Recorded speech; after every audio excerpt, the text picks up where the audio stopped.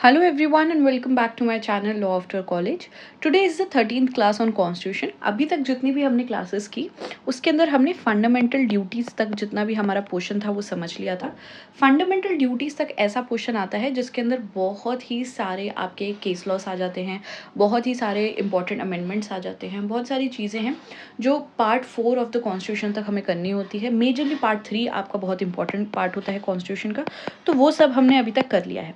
अब आज की क्लास में हम यूनियन एग्जीक्यूटिव को चालू करने वाले हैं जो कि दिया है आपका पार्ट 5 में. ये ऐसा पार्ट है कि बेयर एक्ट में आपकी जो इन्फॉर्मेशन दी है बस वही इन्फॉर्मेशन आपको पता होनी चाहिए आपके एग्ज़ाम के लिए. फिर चाहे वो क्लैट पीजी का एग्ज़ाम हो, सीयूईटी का एग्ज़ाम हो, यूजीसी नेट का एग्ज़ाम हो, सिर्फ वो जो प्रोविजंस जो आपके बेयर एक्ट में दिए हैं उनको कर लेना आपके एग्ज़ाम के लिए सफिशेंट रहेगा. तो आज की वीडियो में बहुत ही ईजी लैंग्वेज में बहुत ही अच्छी तरह समझ लेंगे जो भी हमको बेयर एक्ट में यूनियन एग्जीक्यूटिव के बारे में दिया है. आज की क्लास को हम प्रेसिडेंट से स्टार्ट करेंगे क्योंकि इसके अंदर बहुत ज़्यादा लैंडमार्क केसेस नहीं हैं, और जो अगर एक दो है भी तो जो भी बच्चे मेरा स्टडी मटेरियल ले रहे हैं उन्हें तो वो मिल ही जाएगा. अगर आपको भी लेना है तो वीडियो के एंड में मैं बता दूंगी आप कैसे ले सकते हैं. आज की क्लास को प्रेसिडेंट से स्टार्ट करते हैं. यूनियन एग्जीक्यूटिव, सबसे पहले यूनियन एग्जीक्यूटिव देखो क्या होता है. यूनियन एग्जीक्यूटिव आपकी इंडिया की गवर्नेंस को अगर आपको समझना है तो यूनियन एग्जीक्यूटिव को समझना बहुत ज़रूरी है, क्योंकि यही एक ऐसी चीज़ है जिसके अंदर जो भी बहुत इंपॉर्टेंट और बड़े बड़े ऑफिसेज हैं जो हमारी कंट्री के, वो यूनियन एग्जीक्यूटिव के अंदर ही आते हैं. 5 कैटेगरीज ऑफ ऑफिसेस आप ध्यान रखेंगे जो यूनियन एग्जीक्यूटिव में आता है. सबसे पहला है president, second is vice president, third is prime minister, fourth is council of ministers and fifth is attorney general. तो ये 5 तरह के ऑफिसेस हैं जो हमारे यूनियन एग्जीक्यूटिव के अंदर आ जाते हैं. हमारी वीडियो में हर ऑफिस को अच्छी तरह समझेंगे, क्या क्या फंक्शंस हैं इनके, क्या क्या इनकी पावर्स है, वो सब कुछ समझेंगे. आज की क्लास को प्रेसिडेंट से स्टार्ट करते हैं. ओके, तो यूनियन एग्जीक्यूटिव आपका रेंज करता है आर्टिकल 52 से लेकर के 78 तक, और प्रेसिडेंट के जितने भी आर्टिकल्स हैं वो हैं 52 से लेकर के 62 तक. उसके बाद 63 से आपका वाइस प्रेसिडेंट स्टार्ट हो जाता है. तो ये जो पोर्शन ऑफ आर्टिकल्स है उन्हें आज देख लेते हैं. उसके बाद वाइस प्रेसिडेंट को कल देखेंगे, और जो भी थोड़े बचे कुछ आर्टिकल्स रह जाएंगे जैसे कि ordinance making power of the president, ये थोड़े आर्टिकल्स बाद में आते हैं तो इनको हम थोड़ा अगली वीडियो में देख लेंगे. ओके, स्टार्ट करते हैं. 52 आर्टिकल सिंपल सी बात कहता है that there shall be a president of India. 53 article ये कहता है कि जो भी एग्जीक्यूटिव पावर है यूनियन की, कौन सी पावर है, एग्जीक्यूटिव पावर है यूनियन की, वो किसको दे दी जाएगी, वो दे दी जाएगी प्रेसिडेंट को. वो वेस्ट करेगी प्रेसिडेंट के अंडर. और उसके बाद प्रेसिडेंट जो है वो सुप्रीम कमांडर है काय का, डिफेंस फोर्सेस का. जितनी भी हमारी कंट्री की डिफेंस फोर्सेस है उनके सुप्रीम कमांडर कौन है, प्रेसिडेंट ऑफ इंडिया. प्रेसिडेंट को ही हम फर्स्ट सिटीजन बोलते हैं हमारी कंट्री का, फर्स्ट सिटीजन ऑफ इंडिया. और हेड ऑफ द स्टेट भी हम प्रेसिडेंट को ही बोलते हैं. तो ये कुछ प्रेसिडेंट के ऑफिस के लिए कुछ नाम दिए जाते हैं जिन्हें आपको याद रखना है. ओके, इलेक्शन ऑफ प्रेसिडेंट की बात करें तो एक इलेक्टोरल कॉलेज होगा, ठीक है. वो इलेक्टोरल कॉलेज ही प्रेसिडेंट को इलेक्ट करेगा. अब इलेक्टोरल कॉलेज में कौन कौन सी कैटेगरीज आ जाती है वो देख लेते हैं. तो इसके अंदर सबसे पहली कैटेगरी आती है elected members of both houses of parliament, यानी यूनियन लेवल पे हो गया, ठीक है, इनके सिर्फ elected members. Second, state level की बात अगर करें तो वहाँ पे आ जाते हैं elected members of legislative assemblies of the state, ठीक है. जितनी भी स्टेट्स हैं उनकी जितनी भी लेजिस्लेटिव असेंबली है उनके जितने भी इलेक्टेड मेंबर्स हैं वो कंप्राइज करेंगे इलेक्टोरल कॉलेज में. और बोथ हाउसेस के जो हमारा राज्यसभा और लोकसभा है यूनियन लेवल पे, उसके जो भी इलेक्टेड मेंबर्स हैं वो कंप्राइज करेंगे इलेक्टोरल कॉलेज में. ये इलेक्टोरल कॉलेज ही मिलके इलेक्ट करती है प्रेसिडेंट को. तो हमें ये याद रखना है कि जितने भी नॉमिनेटेड मेंबर्स हैं राज्यसभा के, जैसे नॉमिनेटेड मेंबर्स होते हैं, या फिर अगर इलेक्टेड भी हैं लेकिन अगर वो लेजिस्लेटिव काउंसिल ऑफ स्टेट के हैं, ऐसे जितनी भी कैटेगरीज है जो इन दो कैटेगरी में नहीं आती है वो पार्ट नहीं लेंगी प्रेसिडेंट को इलेक्ट करने में. और एक और चीज़ यहाँ पे ध्यान देनी है कि यहाँ पे स्टेट्स की बात की गई, लेजिस्लेटिव असेंबली ऑफ स्टेट्स, लेकिन यहाँ पे 2 चीज़ें और ऐड हो जाती है, वो है दिल्ली और पौंडीचेरी. इन 2 को हम यूनियन टेरिटरीज बोलते हैं, बट ये दोनों भी जब प्रेसिडेंट को इलेक्ट करना होगा, दोनों को हम यूटीज बोलते हैं. लेकिन जब प्रेसिडेंट को इलेक्ट करना होगा तो इन दोनों के भी जो इलेक्टेड मेंबर्स हैं वो ऐड हो जाएंगे हमारे इलेक्टोरल कॉलेज में. ओके, उसके बाद आ जाइए manner of election of president. तो देखिए मैनर जो है वो यहाँ पे आप बस एक टर्म याद रखिए कि यूनिफॉर्मिटी के साथ इलेक्ट किया जाएगा प्रेसिडेंट को। यानी कि यूनिफॉर्मिटी से आप इतनी सी बात समझ लो, ज़्यादा डिटेल में इस आर्टिकल के जाने की ज़रूरत नहीं है, कि जैसे कोई स्टेट है, ठीक है, अब उसकी पॉपुलेशन ज़्यादा है और कोई स्टेट है जिसकी पॉपुलेशन कम है, ठीक है, इसकी पॉपुलेशन ज़्यादा है, इसकी पॉपुलेशन कम है, तो हम जो भी वोट्स आएंगे इन स्टेट से उनको इस तरह से इक्वेट कर लेंगे कि इसके और इसके वोट्स इक्वल हो। वरना क्या होगा, इसकी पॉपुलेशन कम है तो कम वोट्स आएंगे, है ना, क्योंकि यहाँ पे क्या होगा, लेजिस्लेटिव असेंबली की जो सीट्स होंगी वो कम होगी। दिया हुआ है फॉर्मूला कैसे करना है, तो वो फॉर्मूला आपको ध्यान रखने की ज़रूरत नहीं है। उसके बाद यहाँ पे कहा है कि जो मैनर ऑफ इलेक्शन होगा वो कैसा होगा, सिस्टम ऑफ प्रोपोर्शनल रिप्रेजेंटेशन होगा। ठीक है, हमारे पास प्रोपोर्शनल रिप्रेजेंटेशन है और इसके अंदर हमारे पास सिंगल ट्रांसफरेबल वोट है और सीक्रेट बैलेट से होगा। तो सीक्रेट बैलेट का तो सिंपल सा मतलब है कि जो भी इन्फॉर्मेशन है उसे सीक्रेट रखा जाएगा, ओपन नहीं किया जाएगा। कौन सा पर्सन किसे वोट कर रहा है वो सीक्रेट होगा, ठीक है। तो इलेक्टर की जितनी भी इन्फॉर्मेशन है उसे सीक्रेट रखेंगे। प्रोपोर्शनल रिप्रेजेंटेशन का मतलब होता है कि जितनी कोई भी पार्टी है, वो जितनी कोई भी कैंडिडेट है, कोई भी पार्टी है, वो जितनी सीट्स जीत रही है कहीं की, उतनी ही नंबर ऑफ सीट्स उसे उस पर्टिकुलर हाउस में दी जाएंगी। जैसे कि एग्जाम्पल के तौर पे मैं आपको क्विकली बता देती हूँ, इतना डिटेल में जाने की ज़रूरत नहीं, मैं आपको क्विकली बता देती हूँ। प्रोपोर्शनल का मतलब होता है जैसे मान लो 100 सीट्स हैं, 100 सीट्स के लिए कोई भी पार्टी जो है वो लड़ रही है मान लो, और वहाँ पे ABCD ऐसे करके 4 कैंडिडेट्स हैं जो लड़ रहे हैं इन 100 सीट्स के लिए। टोटल वोट्स जो पड़े वो पड़ गए 1 लाख वोट्स पड़ गए टोटल, ठीक है। तो 40,000 वोट्स ए को मिले, 20,000 वोट्स बी को मिले, ठीक है। उसके बाद 20 सी को मिले और 20 ही डी को मिले, 20,000, है ना। तो ऐसे यहाँ पे क्या हुआ, ये हो गया 40% ऑफ टोटल वोट्स, ये हो गया 20% ऑफ टोटल वोट्स, ये हो गया 20% ऑफ टोटल वोट्स, ये भी हो गया 20% ऑफ टोटल वोट्स। तो यहाँ पे जो 100 सीट्स है हमारे पास, क्योंकि इन पर्सन को इतने परसेंट ऑफ वोट्स मिले हैं तो सीट्स भी इतने ही परसेंट की मिल जाएगी। यानी कि ए को इन 100 में से 40 सीट्स मिलेगी, बी को इन 100 में से 20 सीट्स मिलेगी और इन दोनों को भी 20 सीट्स मिलेगी। तो आई होप इस एग्जाम्पल से आप समझ गए होंगे कि प्रोपोर्शनल रिप्रेजेंटेशन का मतलब क्या होता है। सिंगल ट्रांसफरेबल वोट का मतलब ये होता है कि हर पर्सन को सिंगल वोट है, हर इलेक्टर के पास सिंगल वोट है जो वो देगा किसी भी कैंडिडेट को, और इन वोट को ट्रांसफ़र भी किया जा सकता है। तो उसके अंदर सिचुएशंस होती हैं, क्योंकि हर इलेक्टर को क्या करना होता है, जितने भी कैंडिडेट्स हैं उनको प्रेफरेंस के अकॉर्डिंग रैंक करना होता है कि ये मेरा फर्स्ट प्रेफरेंस है, ये सेकंड है, थर्ड है, फोर्थ है, फिफ्थ है, ऐसे रैंक करना होता है। तो कभी कभी ऐसी सिचुएशन आ जाती है कि किसी पर्सन को एक कोटा डिसाइड किया जाता है, उससे ज़्यादा वोट मिल गए, तो उसकी जो सरप्लस वोट्स है उन्हें ट्रांसफ़र कर दिया जाता है बाकी के कैंडिडेट्स को। तो ऐसे करके एक प्रोसीजर होता है पूरा सिंगल ट्रांसफरेबल वोट का। इतनी डिटेल में मत जाओ, बस ये बात याद रखो कि क्या सिस्टम है, सिस्टम ऑफ प्रोपोर्शनल रिप्रेजेंटेशन है, सिंगल ट्रांसफरेबल वोट है और सीक्रेट बैलेट से होगा इलेक्शन। ये हो गया आपका मैनर। उसके बाद आ जाओ आर्टिकल 56 पे। आर्टिकल 56 ये बोलता है कि टर्म ऑफ प्रेसिडेंट क्या होगा। तो टर्म ऑफ प्रेसिडेंट हमारा होगा 5 ईयर्स, ठीक है। अगर प्रेसिडेंट को रिज़ाइन करना है, अगर प्रेसिडेंट को रिज़ाइन करना है तो वो क्या करेगा, राइटिंग में अपना रेजिग्नेशन किसे देगा, वाइस प्रेसिडेंट को दे देगा। उसके बाद प्रेसिडेंट को रिमूव भी किया जा सकता है ऑफिस से, और वो आर्टिकल 61 के अंदर उसका पूरा प्रोसीजर दिया है कि अगर प्रेसिडेंट क्या करता है, वायलेशन ऑफ कॉन्स्टिट्यूशन करता है, इस ग्राउंड पे हम उसे इम्पीच कर सकते हैं, प्रेसिडेंट के ऑफिस को हम इम्पीच कर सकते हैं और प्रेसिडेंट को रिमूव किया जा सकता है, जिसका प्रोसीजर आपके आर्टिकल 61 में दिया है।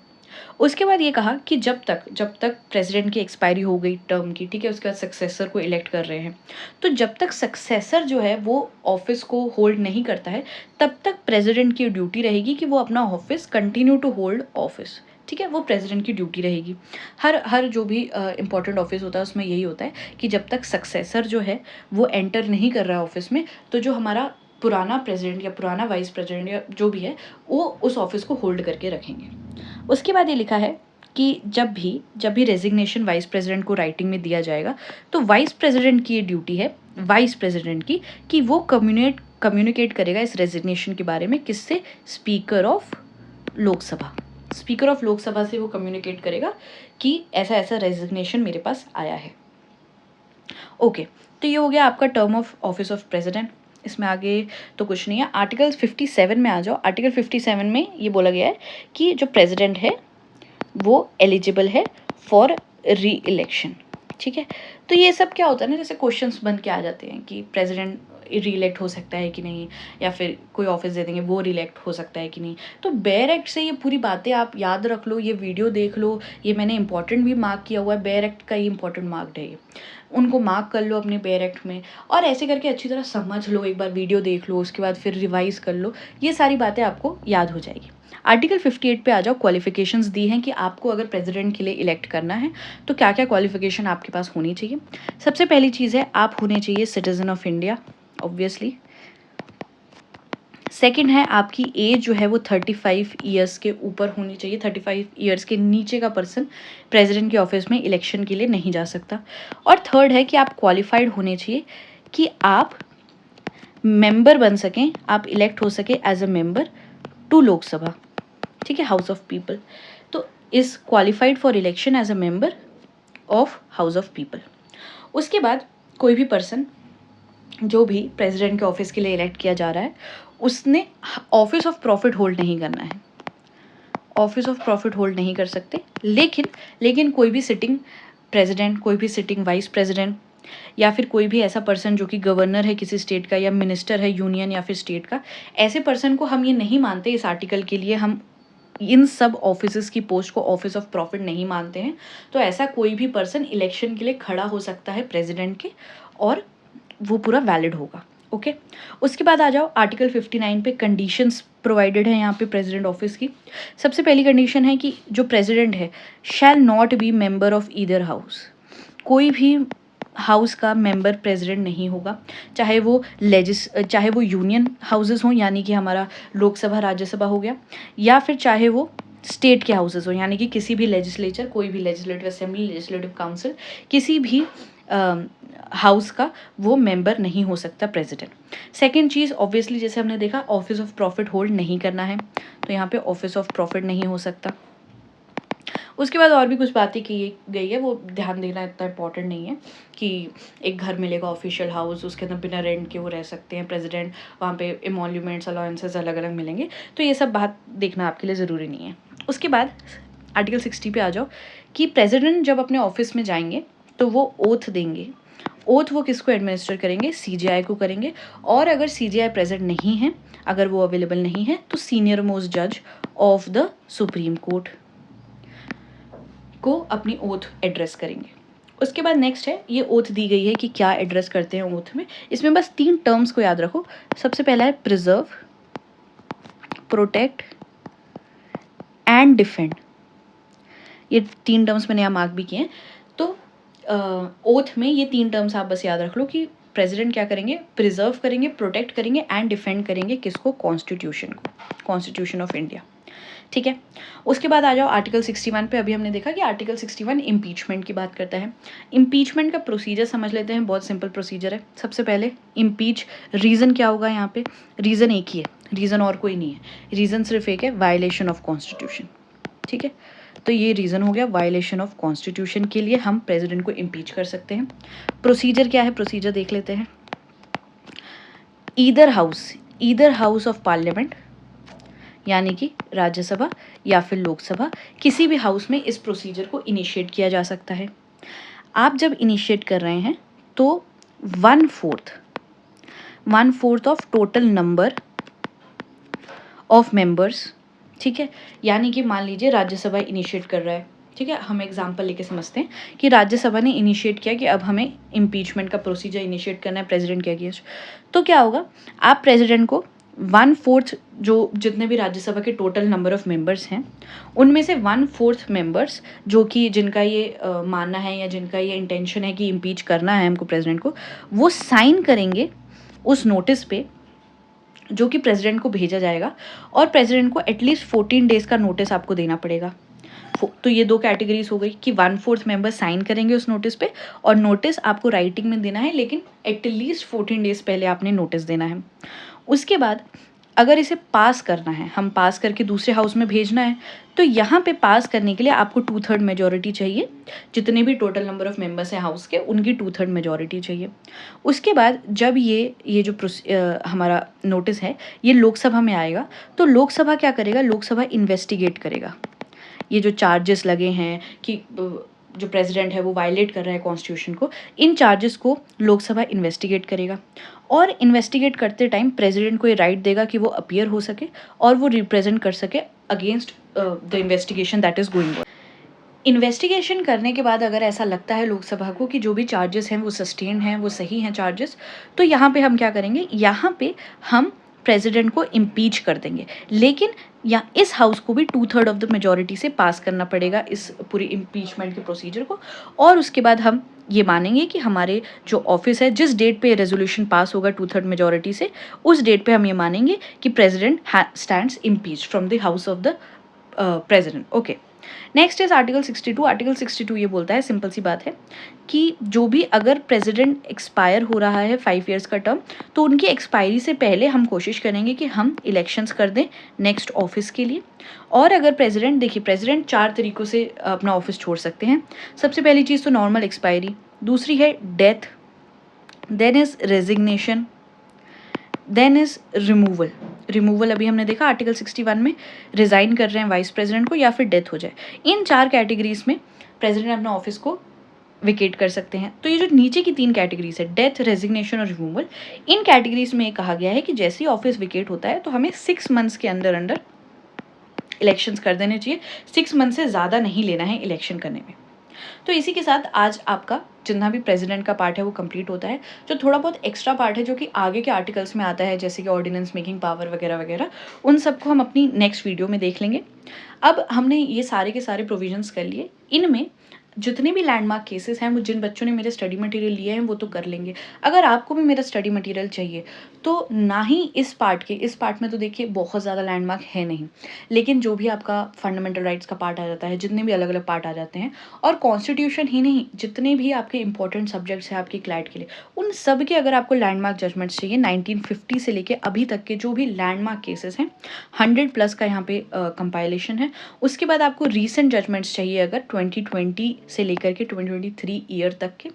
2024 के आप कर ही रहे होंगे, मैं अपने चैनल पे कुछ टाइम बाद टॉप के जितने भी इस साल के जजमेंट्स रहेंगे उनकी भी एक लिस्ट निकाल दूंगी।